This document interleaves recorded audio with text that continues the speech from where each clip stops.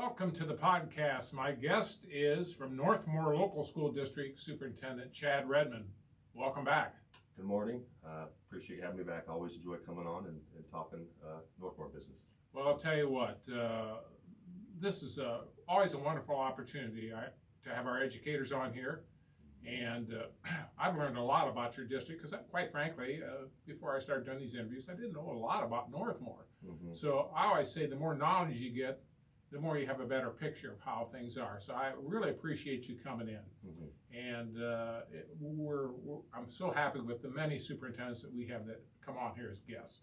So I want to thank you always for coming in. My guess right now is we are probably into the last grading period, or I guess you'd say, what is it, fourth grading period of the school year? Right now? Yeah. And I would definitely want to talk about that, but I do want to thank you as well, Dave, for bringing me on. Always enjoy talking about Northmor. I think about any and every superintendent you're going to find that gets the opportunity to come on a podcast, a radio, the media, to talk about, whether it be calendar dates, good happenings in the district. We're always happy to do that. It's great to get the voice out of what's happening in the Northmor Local Schools, and I'm glad I've been able to kind of educate you a little bit about Northmor and anyone else listening. Happy to share things about the district. Just so proud of it. Well, and you should be, from what I've seen and I've read about it. And I think, like I said, the more we educate about the districts and know what's going on, and of course, I'm very pro-education. I want to see things better, everybody's district. So, so I always thank you. Yep. Anyhow, we're into the fourth. Yep, fourth quarter. Hard to believe, kind of in that last 9 weeks, fourth quarter, whatever you call it, last quarter of the semester. But a lot going on around this time. Of course, we're flying into spring sports. Those officially. Some of those OHSA dates start on Saturday, but as I know, this will be posted out in a few weeks. But in hindsight, when we woke up on Saturday morning, there wasn't a lot of athletics going on, but there's a lot of snow on the ground. But moving forward, yesterday was a beautiful day. Moving forward, it's rain, sun.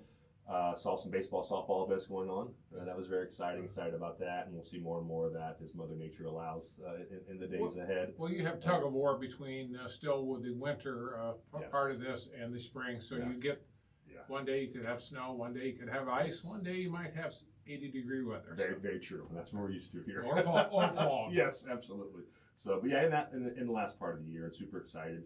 A lot going on with kids, staff, a lot of opportunities. This is where we're trying to lock down, next year's scheduling for kids. We're getting into that transition mentality, transition feel, even though there's, roughly 43, 44 days and counting, unless will be when this airs.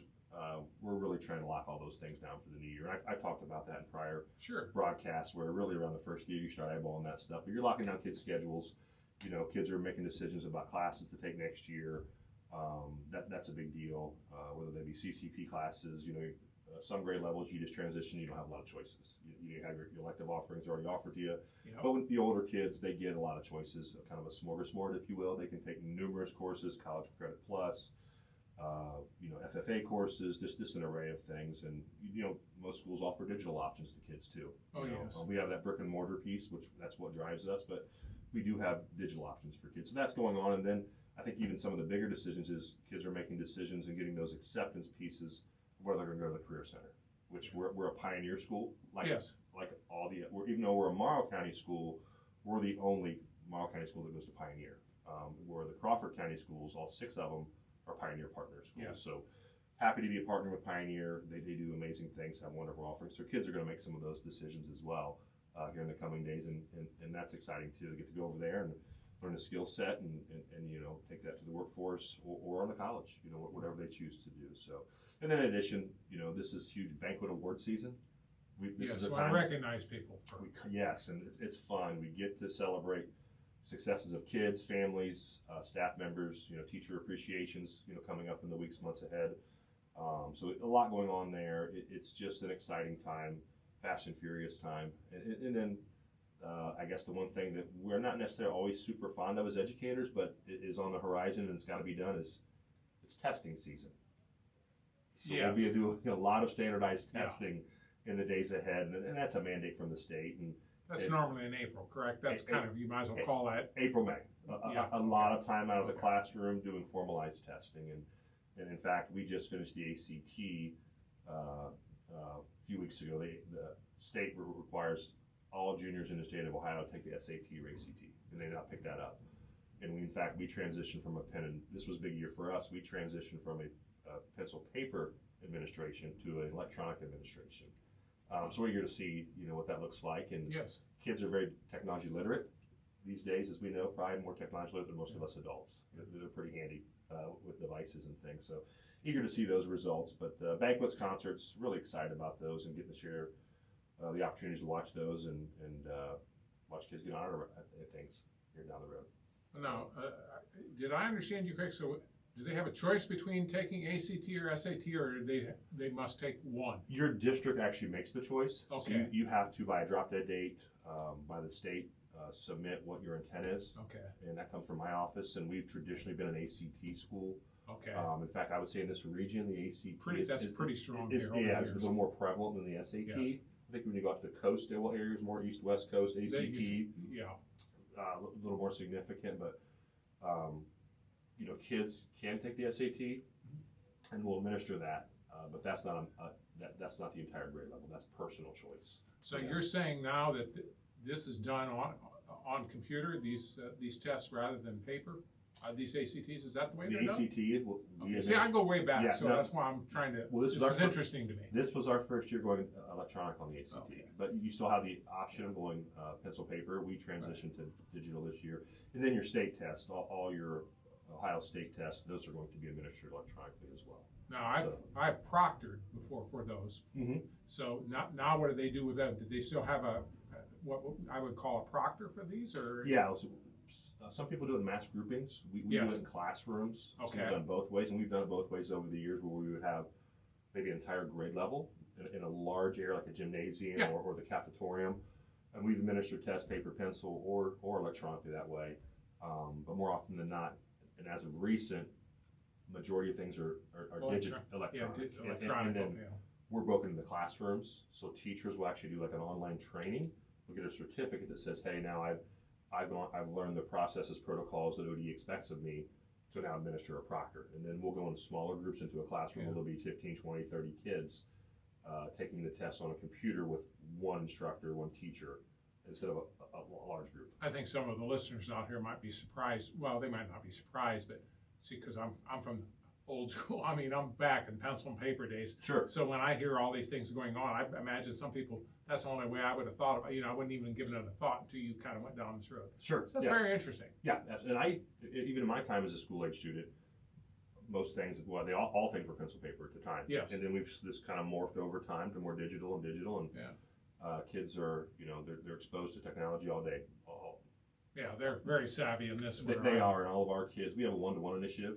You don't get to take your laptop home or your Chromebook home, but you're on a Chromebook every day at school. Yeah. So kids have access every day. They know what they're doing. Well, I'm out of the Stone Age, so I understand. And you don't want kids. You don't want technology to be a barrier. no, oh no. You've already got the testing arena and the pressures that come with that, and the expectations, and then Yes.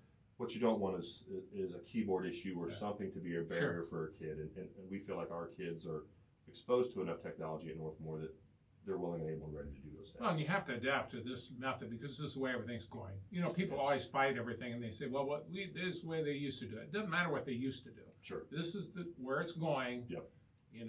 Put a smile on your face and just let's move on. Sure. Because that's kind of because there's no stopping it. Mhm. Quite frankly.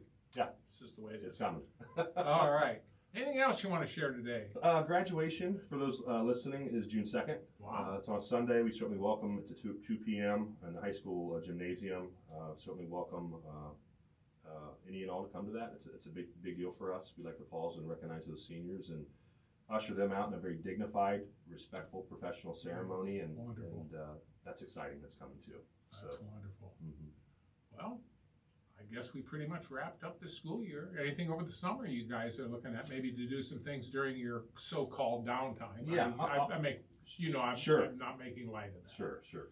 It is our slower time. When I say Yeah. slower, it's without students and a majority of staff. But A lot of planning. Yeah, it is, and I'll come back when I come back. I think April, Sure. the end of April. I think, to don't talk remember, again. but yeah, I when looked at you're my back. calendar. I think I'm yeah. back April 30th. Ironic. I looked Okay. this morning. So I'll talk a little bit more about that. But it's all about deep cleaning, ordering supplies, resources, hiring staff. I'll have some updates on that as well. But it's all about that transition process. But it won't be long, and we'll be doing those things. So. Well, Chad Redmond, Superintendent of the Northmor Local School District, thanks for being the guest on the podcast. Always welcome you here, and again, all of our educators to come on. I think this is a prime opportunity for people out here to find out what's going on in our various school districts. Appreciate every one of you superintendents in the school districts. I know they're doing the best they can, and we are all doing the best we can, but there's a lot of changes going on, and I don't think the public really realizes how much education has changed and is going to continue to change. Yeah, it's changed constantly. Yeah. But it's still a great industry and great work with kids, and we're student-centered, and I believe that's why people are in education. Yep. Thank you. Thank you.